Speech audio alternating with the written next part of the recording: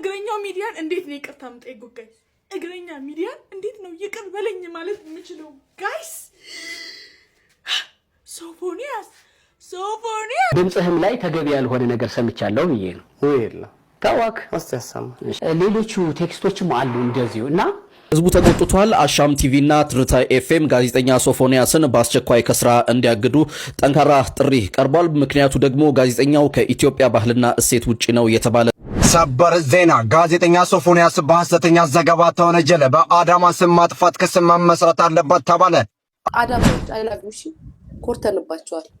ህዝቡ ተቆጥቷል። አሻም ቲቪና ትርታ ኤፍኤም ጋዜጠኛ ሶፎንያስን በአስቸኳይ ከስራ እንዲያግዱ ጠንካራ ጥሪ ቀርቧል። ምክንያቱ ደግሞ ጋዜጠኛው ከኢትዮጵያ ባህልና እሴት ውጪ ነው የተባለ ተግባር ሲፈጽም የሚያሳይ የቪዲዮ ማስረጃ ወጥቷል በሚል ነው። ብዙዎች ይህ ሰው ሚዲያ ላይ መቅረብ የለበትም በሚል ተቃውሞ እያሰሙ ነው። ከዚህ በፊትም ከአእምሮ ህመም ጋር በተገናኘና ሰዎች እንጂ እሱ እንዳላደረገ ሲገልጽ ነበር። አዳማዎች አይላጉሽ ኮርተንባቸዋል።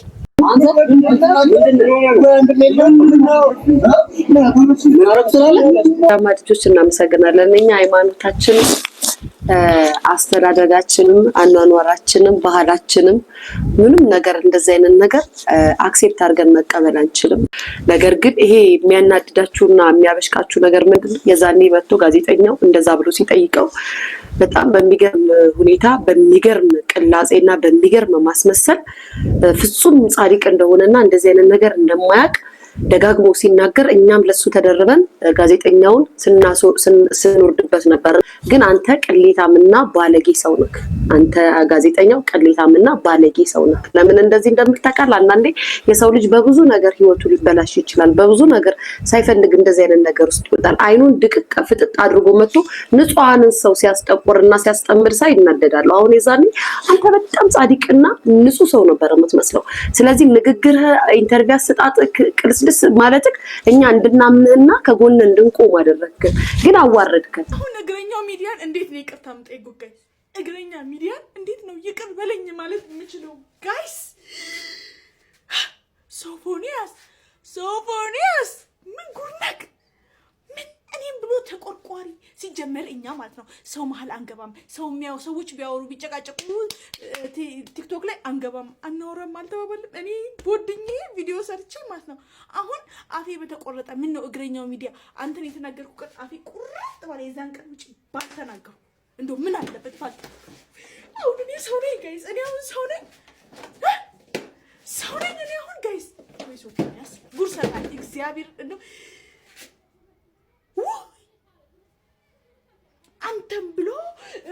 አንተም ብሎ ጋዜጠኛ ነው ያልኩት። እኔ አንተም ብሎ ጋዜጠኛ ነው ያልኩት። አንተም ብሎ እንደዚህ ወንድ አይደለ ወይ? ወንድ ልጅ እንዲህ ሲሆን ወርቆ ስታይ ደስ ይልካል ወይ? ምን ያላልኩት ነገር አለ? እንደው እግረኛ ሚዲያ ይቅርታ አድርግልኝ። አፌ ቁርጥ ከዛን ቀን ውጪ ባልተናገርኩ ወይ?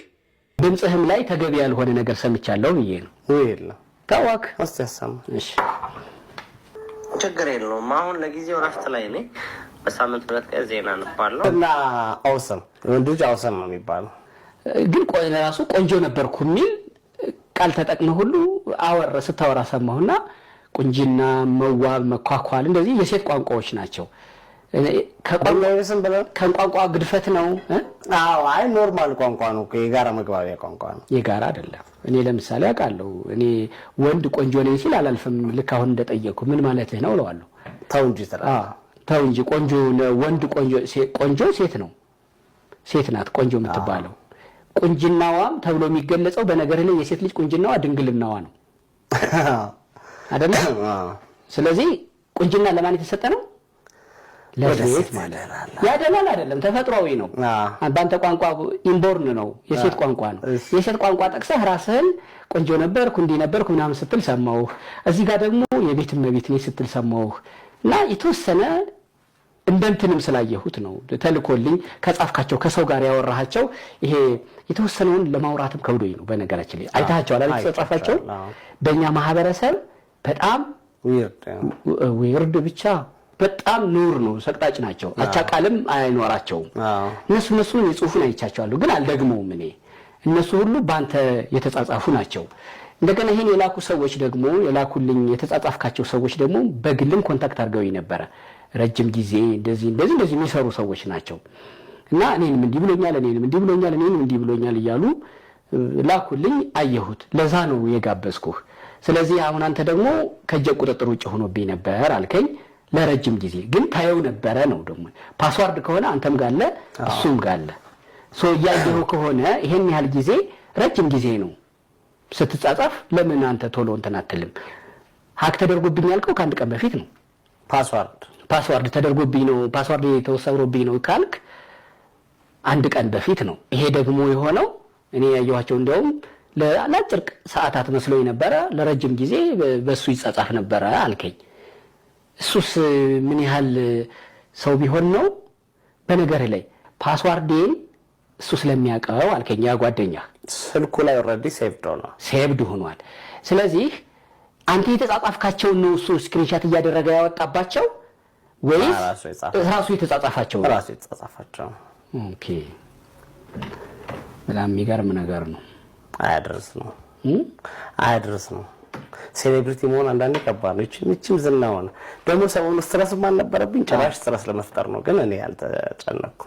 ሰበር ዜና። ጋዜጠኛ ሶፎንያስ በሐሰተኛ ዘገባ ተወነጀለ። በአዳማ ስም ማጥፋት ክስ መመስረት አለበት ተባለ። አዳማ በማህበራዊ ሚዲያ ላይ ከፍተኛ ውዝግብ ያስነሳው አንድ ጋዜጠኛ በአዳማ ከተማ ተዘረፍኩና ተደበደብኩ በሚል የሰጠው ዘገባ የሐሰት መሆኑን ተከትሎ በአዳማ ከተማ አስተዳደር በኩል በሕግ ሊጠየቅ መሆኑ ተሰማ። የአዳማ ከተማ ነዋሪዎች ጋዜጠኛው የከተማዋን ስም እያጠፋና ወንበዴና ቀማኛ ያለባት አስመስሎ በማቅረቡ ተችቷል። የአዳማ ከተማ አስተዳደር ጋዜጠኛውን በሕግ እንዲጠየቅና የከተማዋን ስም በማጥፋቱ ክስ እንዲመሰረትበት በብዙ ኢትዮጵያውያን ዘንድ ጥያቄ ቀርቧል። የቪዲዮ ማስረጃ መረጃዎችን እንደሚያመለክቱት አጠቃላይ ክስተቱ በቪዲዮ የተቀረጸ በመሆኑ ጋዜጠኛው ሐሰተኛ ዘገባ መስራቱና የስሙን መነሳት ለማስቀረት በፍጥነት እርምጃ መውሰዱን ያወቀ መሆኑን ተጠቅሟል። ጋዜጠኛው በአዳማ ከተማ ነዋሪዎች በአዳማ ልጆች ላይ ያሰራጨውን ዘገባ የውሸት መሆኑን ተናግሯል። እንዲሁም የአዲስ አበባ ፖሊስ ይህንን ጉዳይ ከሚመለከታቸው አካላት ጋር በመነጋገር እውነቱን እንዲያጣራና ክትትል እንዲያደርግ ጥሪ ቀርቧል።